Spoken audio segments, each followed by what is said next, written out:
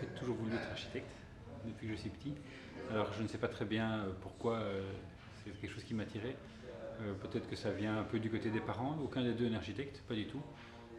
Mais ma mère travaillait dans un magasin de loisirs créatifs, donc pour faire des bricolages, faire des choses avec ses mains, etc. Donc elle nous poussait beaucoup à dessiner, à faire des choses artistiques, on va dire. Et mon père travaillait à Walibi. C'était un parc qui était tout nouveau à l'époque, et donc je voyais bien qu'il y avait tous des projets qui apparaissaient là, des nouvelles attractions, des nouveaux bâtiments, un nouveau parc, etc.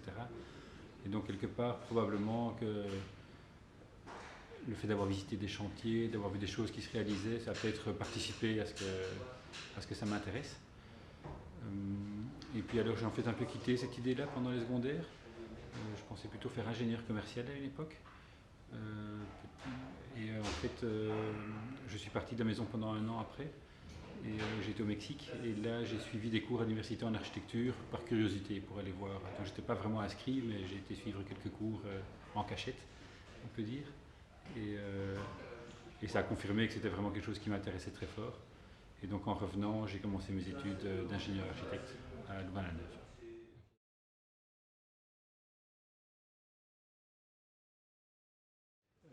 Oui et non. En fait, moi j'étais dans une école, c'était donc des architectes à Louvain-la-Neuve, c'est une assez petite école, il y a une trentaine d'étudiants.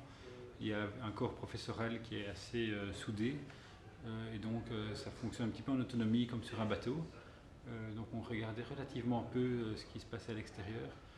Alors c'était les années 90, et à cette époque-là, il y avait un architecte qu'on regardait avec curiosité, dont on ne comprenait pas toujours très bien ce qu'il faisait. C'est Rem Koolhaas, c'est un architecte hollandais qui avait son truc, c'était un peu de se saisir des forces du néolibéralisme, donc de la complexité qui peut apparaître, du côté commercial, du côté ne pas rejeter ces forces-là en disant cette vague, plutôt que de vouloir y résister, autant essayer de la surfer pour en faire des choses intéressantes. Et donc ça, c'est quelqu'un qu'on regardait beaucoup pour essayer de comprendre ce qu'il faisait, et on peut dire qu'il y a une forme d'influence en tout cas qui était importante à cette époque-là.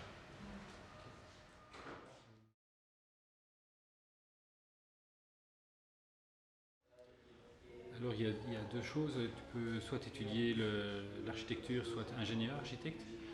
Les études d'ingénieur architecte, c'est ce que moi j'ai fait.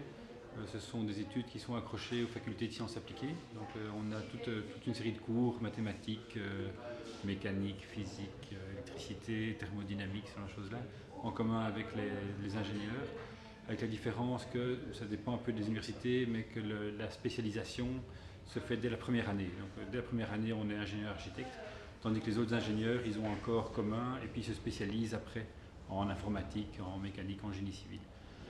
Donc évidemment, si on fait ingénieur architecte, c'est assez poussé au niveau scientifique, on peut dire. Donc ça c'est important. Et alors il y a tout un volet qui est créatif dans lequel on doit inventer des projets. Il y a on apprend à devenir bon avec ses mains pour faire les maquettes, pour faire le dessin, pour avoir aussi une créativité dans les projets, pour inventer des choses, quoi. Et ça c'est ce qui m'a beaucoup plu, c'était cette double réalité de ces études-là, d'être à la fois scientifique et à la fois créatif. Alors il y a l'autre pan, c'est les architectes, qui sont maintenant les facultés d'architecture en général, dans lesquelles le bagage ingénieur est beaucoup plus faible. Il y a quand même des maths et il y a de la physique, mais c'est plus appliqué au métier, c'est moins fondamental. Et alors par contre, on pourrait dire que le travail créatif est plus, on met plus l'accent sur ce volet-là. On va faire beaucoup plus de maquettes, beaucoup plus de dessins, etc. Et on va attendre plus de créativité probablement à ce niveau-là. Mais je donne moi cours dans une faculté d'architecture, et j'ai suivi des cours quand j'étais étudiant chez les ingénieurs architectes. Et j'ai l'impression que les deux formations sont très équivalentes en termes finalement de créativité. La seule chose, c'est que chez les ingénieurs, probablement que ce n'est pas un frein. Donc, si quelqu'un est un peu moyen en projet, on dira c'est pas grave. Mais il y a moyen d'avoir une très bonne formation quand même du côté créatif de l'architecture.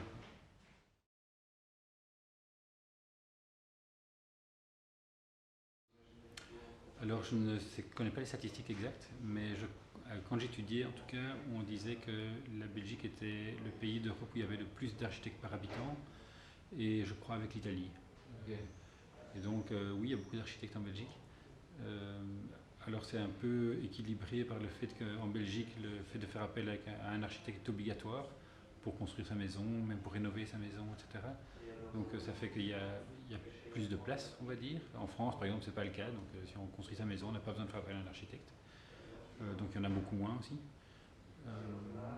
Donc ça fait que on est beaucoup sur le marché, il y a une concurrence qui est assez forte.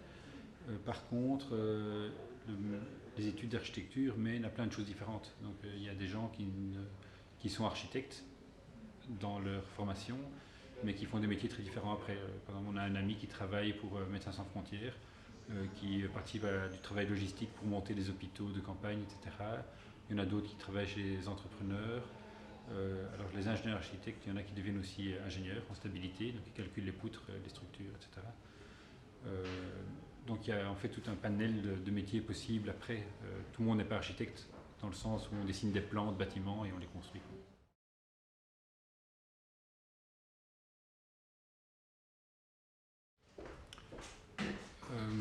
C'est très comparable dans les études, avec le volet architecture qui est très particulier parce que c'est créatif.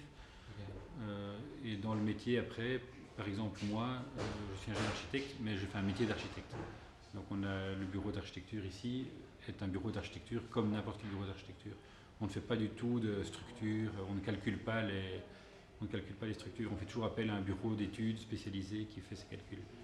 Mais par contre, on a une formation qui nous permet de comprendre les structures et de parler avec les ingénieurs d'égal à égal.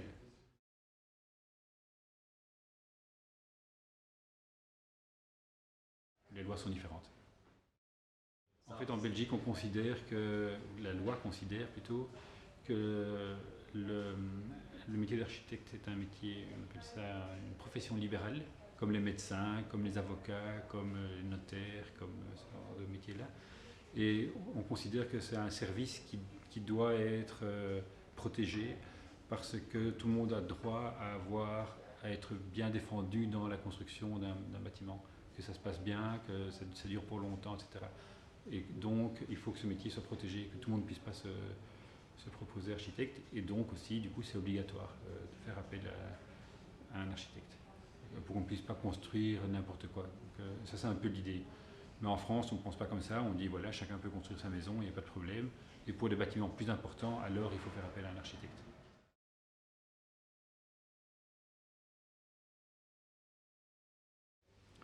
Ouais. Bon, d'abord, comme je disais, il y a plein de métiers différents. Donc, moi, je peux parler du mien, qui est d'avoir monté un bureau d'architecture, qui est un peu particulier, parce que nous, on travaille beaucoup par concours. On fait des marchés publics, donc c'est des écoles, c'est des centres culturels, des centres sportifs, des bâtiments plutôt pour le public, quoi. Et ça veut dire que pour exister là, pour se distinguer, il faut faire des bons projets. Il faut s'arranger pour que ces projets soient publiés dans des revues d'architecture, participer à des conférences. Et donc là, il y a un travail à faire pour faire des beaux documents, des beaux projets, et que les gens aient envie de les voir et s'arranger pour les montrer. Et à ce moment-là, on a une reconnaissance qui apparaît et on peut se faire inviter dans des concours. Voilà. Ça, c'est un peu la particularité chez nous. La difficulté, c'est aussi de pouvoir, pour se faire inviter dans les concours, il faut souvent pouvoir dire ce que tu as déjà fait. Donc si jamais tu n'as encore rien fait, c'est difficile de commencer. Et donc la plupart des gens, je crois, commencent soit en s'associant avec d'autres bureaux, d'autres architectes qui ont déjà fait, avec qui on a un intérêt pour travailler ensemble, parce qu'on est copains, parce qu'on apprécie ce que fait l'autre, etc. Ça, c'est une possibilité. Ou alors, en ayant travaillé dans un bureau, tout d'un coup, amener le travail que tu as fait dans un bureau en disant, regardez, moi j'ai fait ça et ça dans ce bureau-là, donc je suis capable de participer à votre concours. Et donc l'ambassade belge en Chine, vous avez travaillé en coopération avec une autre entreprise alors. Donc là, on est 3 architectes en fait à travailler sur ce projet. Nous, on est le bureau en Belgique. Il y a un bureau en Chine qui a été fondé par un Belge qui est parti habiter là-bas, avec qui on a étudié. En fait, on était des copains de cours. Donc on se connaissait très bien et on s'est dit, bah, au fond, c'est l'occasion de faire ce concours. Lui, il a son bureau là-bas. Mais alors en Chine, on est obligé de faire appel à un bureau officiel chinois. Et donc il y a un 3e bureau qui s'appelle Zhongzhou, et qui fait en fait toute la partie officielle du projet. Donc c'est lui qui a introduit le permis d'urbanisme, c'est lui qui a introduit le dossier de construction, etc. Donc il y a une association entre 3 bureaux.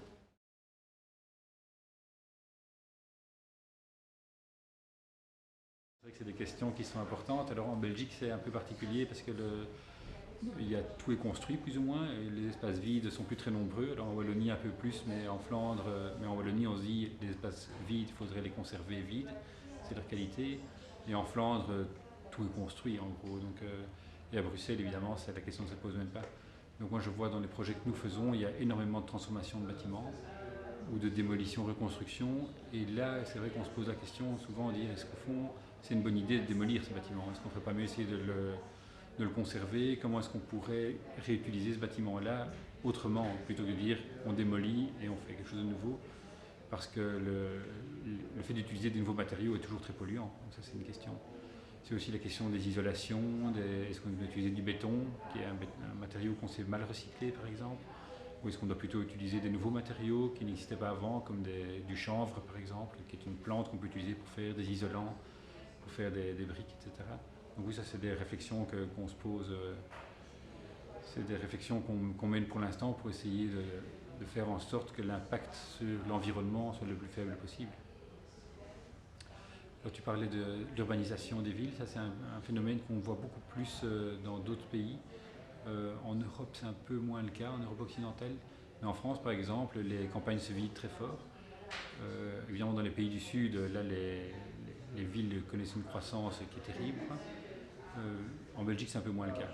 Mais par exemple on peut se poser la question, c'est important dans les villes d'accueillir tous ces gens, mais c'est tout aussi important que dans les campagnes, malgré le fait qu'il y ait moins de gens, ça continue à fonctionner. Donc c'est toutes des questions très intéressantes et importantes qui se posent, auxquelles on essaye de réfléchir quand on a des projets qui se marquent dans ces contextes-là.